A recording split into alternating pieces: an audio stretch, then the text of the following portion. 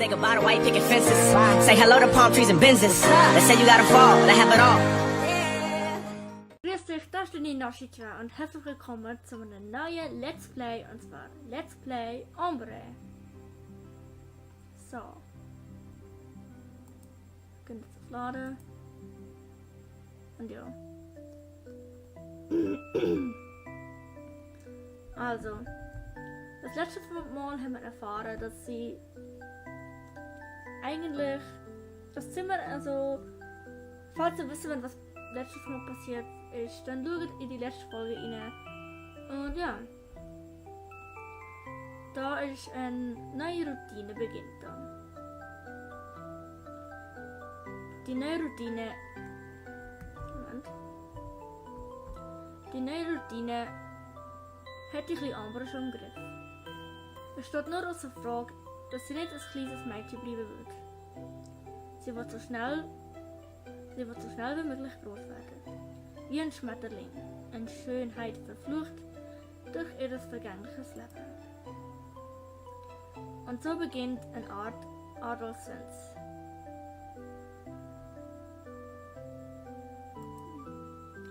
Sie wacht am Morgen nicht mehr auf, wenn der Tristan zur Arbeit geht. Sie wartet bis zum Mittag, ehe sie sich zeigt und nimmt dann ihre Mahlzeit zu sich. Tristan läutet und nimmt zur üblichen Zeit an. Er weiß, dass er nicht in der Stimmung sein wird. Nach einem schnellen Essen sieht das junge Mädchen wieder fern, während sie die Magazine durchblättert, die sie mit dem Taschengeld von ihrem Vormund Tristan gekauft hat. Ihren Nachmittag wird ein Wechsel aus amerikanischen Fernsehsendungen und Schönheitstipps. Auf der Seite vom Magazin lernt sie, wie sie hübsch werden wird und Männer verführt. Eine Vorstellung, die ihr sehr gefiel. Sie will, dass Tristan sie anschaut, dass er auf sie in andere Weise sieht. Um als Frau gesehen zu werden, muss sie sich auch wie eine Frau verhalten. Aber sie weiß absolut nicht, wie man das macht. Die Magazine, die von allen möglichen Tipps nur so strotzen, kommen ihr wie ein Eldorado vor. In diesen Artikeln lernt sie, wie man sich verhält, wie man eine echte Dame wird. Es ist nicht sehr kompliziert. Sie muss nur auf ihre Gestik achten, ständig jede Bewegung kontrollieren und sich bestmöglich darstellen. Sie muss allen menschlichen Schwächen, jede Unannehmlichkeit unterdrücken und entspannt und selbstbewusst laufen. Aber nicht zu sehr. Sonst wird sie zusammenbrechen, fürchtet sie. Amber nickt, als sie das liest, was der Redakteur geschrieben hat. Natürlich, sie muss oft offen sein und lächeln, aber nicht zu sehr, dass sie überschwänglich erscheint. Sie muss oft lachen, aber nicht zu laut. Das macht nur Hysterik. Sie muss unabhängig sein und Initiative greifen, aber nur, wenn die Situation sich anbietet. Und auf nicht bedrohliche Weise. Sie muss sich so natürlich wie möglich geben und ihre Vorzüge mit einer Hochschminke hervorheben. Amber versteht die Notwendigkeit, etwas zu kaufen, um eine echte Frau zu werden. Sie muss sich feminin kleiden, um zu zeigen, dass sie es wert ist, aber nüchtern genug, um keine ungewollte Aufmerksamkeit zu erregen. Und dann heisst es, sie soll lernen, Männer zuzulassen und nicht zu viel zu reden, was egoistisch wäre. Diskret, aber anwesend sein. Verfügbar, sobald er es will, ohne es ihm wirklich zu zeigen. Nach jeder Seite verspürt das junge Mädchen den Druck, Geld für all die Produkte auszugeben, die in diesen Anzeigen beworben und von der Redakteur gelobt werden. Schließlich braucht sie die, um den mutigen Tristan zu verführen. Sie will sich die geringste Chance haben, ohne ein bisschen zu schummeln. Weiter hinten ergibt sich ein psychologischer Test, das Amber mit Zuneigung bekommt, wenn sie sich wie ein zerbrechliches kleines Mädchen verhalten wird. Moment, was ist das? Es ist doch Scheissdreck, was da alles erzählt wird. Das ist alles falsch und nicht wahr. Klatschmagazin von heute, wirklich. Lasst euch nicht auf so etwas ein. Sind so, wie ihr sind. Glaubt mir. Das ist wirklich so. Also, ich lese jetzt weiter. Männer müssen ihre Männlichkeit und ihre Beschützerrolle bestärkt werden. Außerdem werden sie zu verletzlich und zu gebrechlich. Sie kann ohne eine Hilfe nicht erreichen. Sie muss Zustimmung in seinen Augen finden. Zustimmung für ihre bloße Existenz.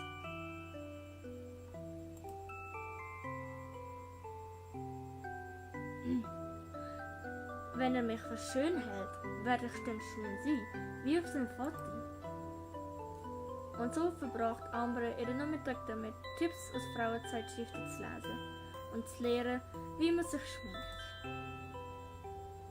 Wenn sie nicht gerade Serien schaut, oft romantische, geht sie in die Stadt zum Einkaufen, um kleine Accessoires oder Kosmetik mitzubringen.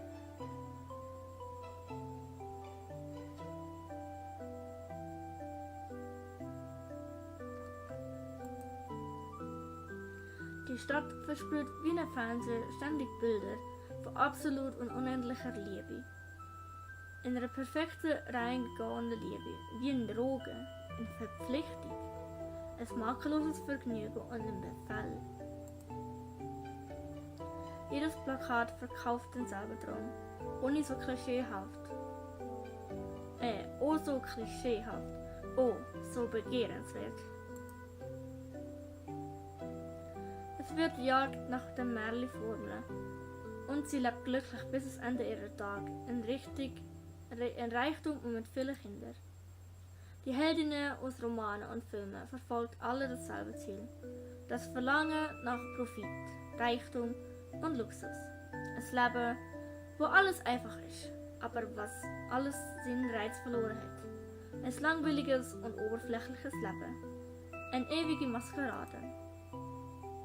Aber die existenzielle Leere wird nicht leicht zu füllen.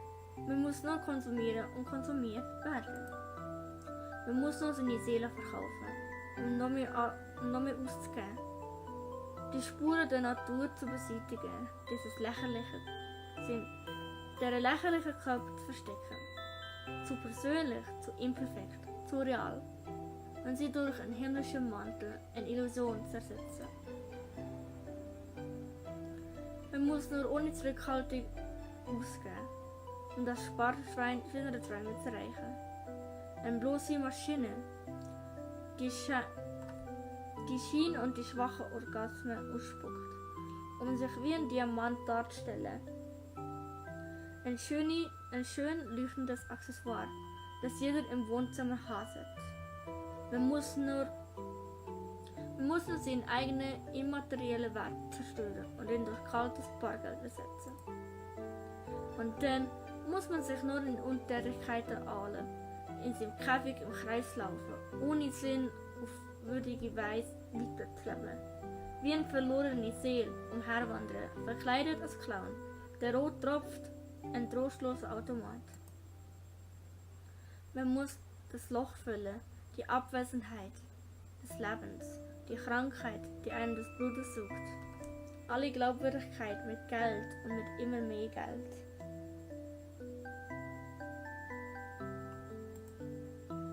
Kaufen, kaufen, kaufen, bis man das Unbehagen, die Existenzangst vergisst. Andere bewundert die heutigen Berühmtheiten, die bildschönen Idole, bei denen nichts hervorsticht. Körper, die nicht mal den leisesten Hauch von Leben ausstrahlt.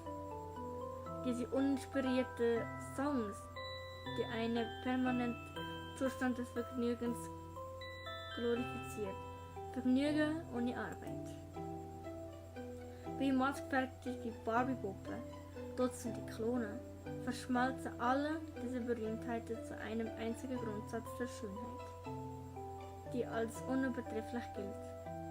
Die absolute Wahrheit, die Stars stürzen sich mit solcher Leichtigkeit in dieses endlose Zyklus der Eitelkeit, dass es wahrhaft faszinierend ist. Jede Minute, die nach dem ersten Erfolg eines Sängers vergeht, wird Minute der intensiven Prüfung, während die gesamte Welt ihre Augen auf das Moorbild Show richtet, worin sie langsam erstickt und schon bald ertrinkt. Nichts kann erfreulicher und vorzüglicher sein, als diese junge Frau dabei zuzuschauen, wie sie langsam von den schmerzhaften Tentakeln ihres Traums verschlungen werden. Sie haben ihren Körper durch Skapellschnitt und den plastischen Chirurgen geopfert, bis sie sich selbst nicht mehr ähnlich sehen, bis sie sich in einer Art wundervolles Monster verwandelt haben. Sie haben ihre Persönlichkeit und ihre Geschichte weggeschmissen, um sie einzuschmelzen und den Erwartungen der Öffentlichkeit gerecht zu werden. Um zur Schulkasten der Moderne zu werden. Die Ikone der einzigen Form des Glücks, das an jeder Strassenecke beworben wird. Eine Form des Glücks, das die kleine Ambre hungrig anstarrt. Ein Star zu werden schien außer ihrer Reichweite. Aber wie eine aussehen, wird die Pflicht dieser Frauenzeitschrift, die niemals aufhört, sie daran zu erinnern, diese leichtsinnige Druckwerk, so unkompliziert, so voller Konsequenzen.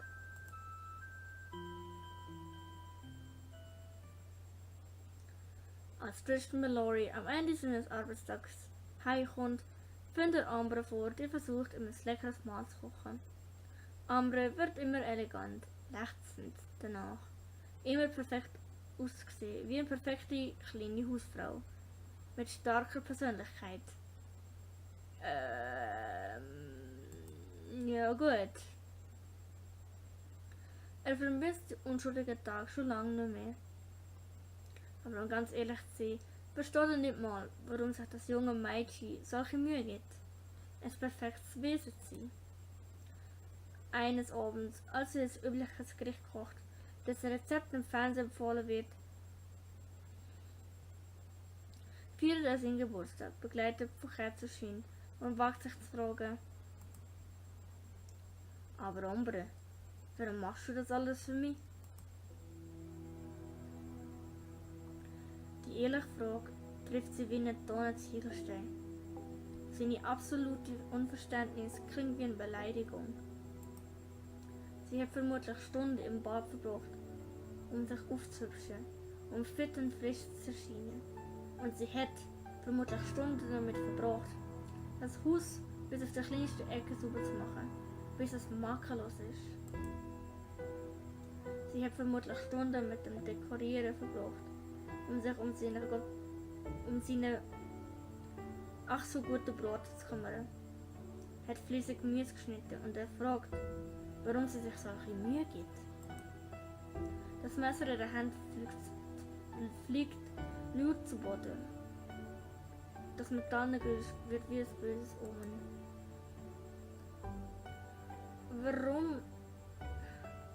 Warum ich das mache? Warum ich das mache? Ambres Stimme zittert, gefährlich, als er auf sie zugeht. Gott bemerkt er, dass ihre Hände wirklich stark zittern. Mit weit aufgerissenen Tränen und gefüllten Augen explodiert sie.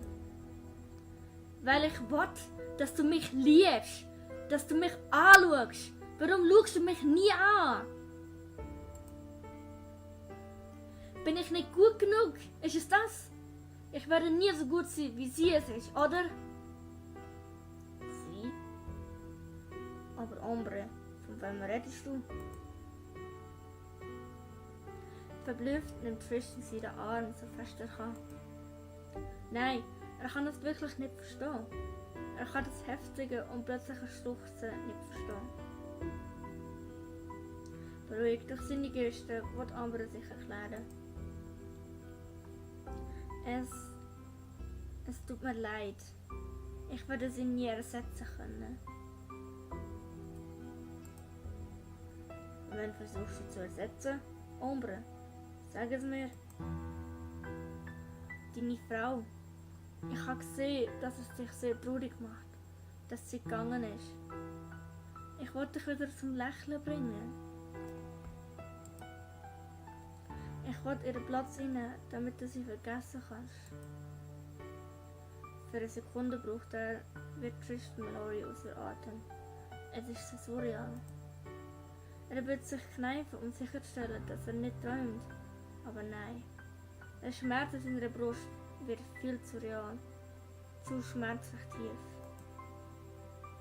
Wie kann er auf solche Aussage antworten? Wie kann er die richtigen Worte finden? Der 30-jährige Mann kommt schwer wieder zu atmen. Packt Amber an der Schulter und schaut ihr lange in die Augen. Nach einem kurzen Seufzen bestätigt er: Hör zu, ich werde meine Frau nie vergessen können. In Ordnung? Es ist unmöglich. Aber es bedeutet nicht, dass ich dich nicht will. Es ist eigentlich sogar das Gegenteil. Oh, es ist das Gegenteil. Er will sie auch. Du bist mir sehr wichtig, Amber. Hörst du? Ich brauche dich. Du hast schon ihren Platz. Also hör bitte auf zu weinen. Mach es nicht schwerer, als es ohnehin schon ist. Das junge Mädchen trocknet schüchtern ihre Tränen. In ihrem Gesicht macht sich ein niedlicher, naiver Blick breit. Sie sieht wirklich verzweifelt aus. Bin ich okay für dich?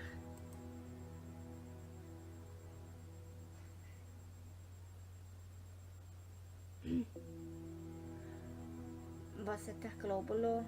Ich wollte dich verlassen. Nichts, es ist nur...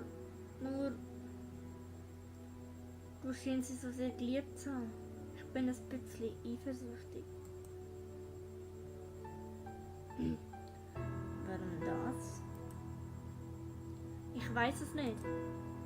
Wenn ich die Bilder anschaue, kann ich nicht anders, als mir einzureden, dass ich dich um jeden Preis glücklich machen muss.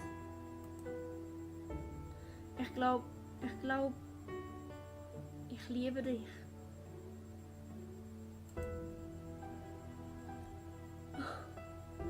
Sie hätte jetzt gesagt, dass sie ihn liebt.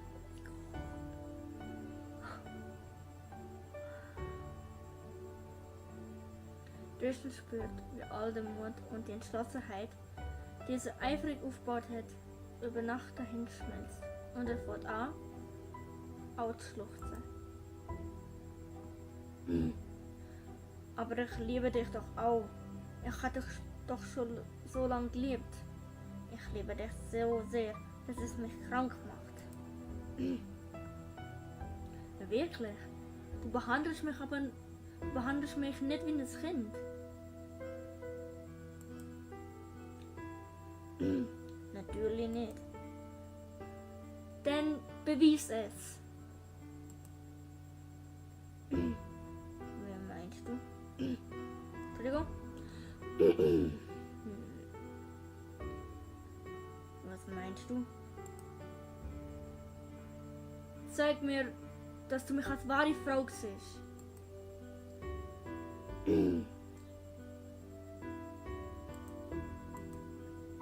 Du willst, dass ich das tue. Du willst, dass ich das tue. Amber nickt still. Sie schien sich dessen total sicher zu sein. Also küsst Tristan sie sanft auf die Lippen. Sie küssen sich.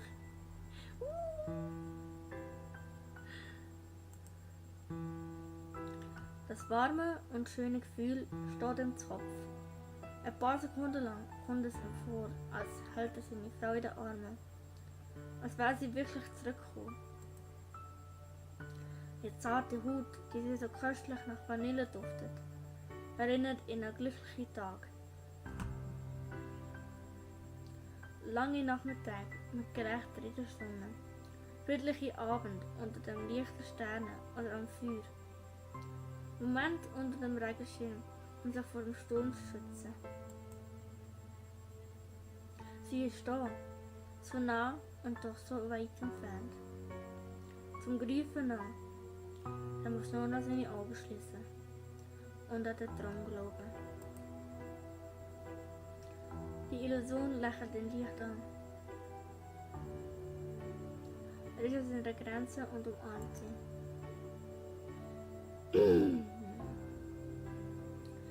Wenn du nur wüsstest, wie sehr ich dich liebe.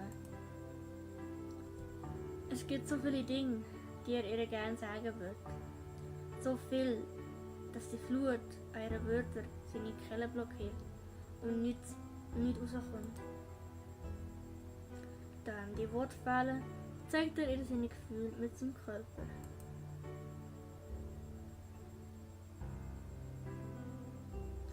Als sie das Licht der Morgendämmerung durch das Fenster schlich, ist Ombra noch tief am Schlafen und liegt auf Tristans noch immer warmen Körper. Ich sage jetzt nichts dazu, okay? Ich kann das wahrscheinlich euch denken, was passiert ist, oder? Ich kann das euch denken. Seine Augen sind von dunklen Ringen umgeben.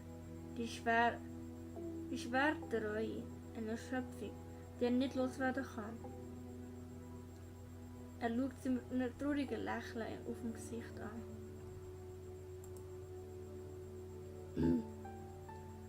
Es ist bloß ein Traum, oder? Wenn du aufwachst, wirst du wieder das Kind sein, oder?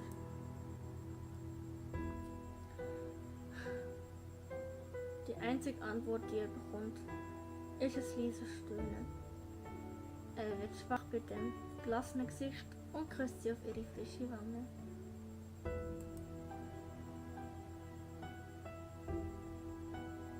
Als er das macht, formen ihre schlafenden Lippen ein glückliches Lächeln. Er fragt mich, wovon du träumst. Sag, willst du mich nochmal einladen?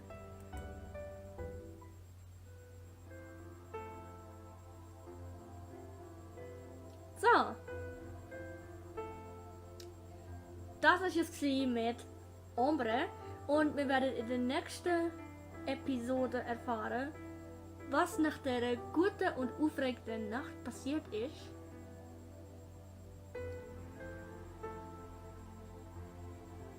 Wir werden wirklich erfahren, was in der nächsten Episode passiert ist. In dieser Nacht. Und ich hoffe, es hat euch gefallen. Ja. Und ich speichere das kurz ab.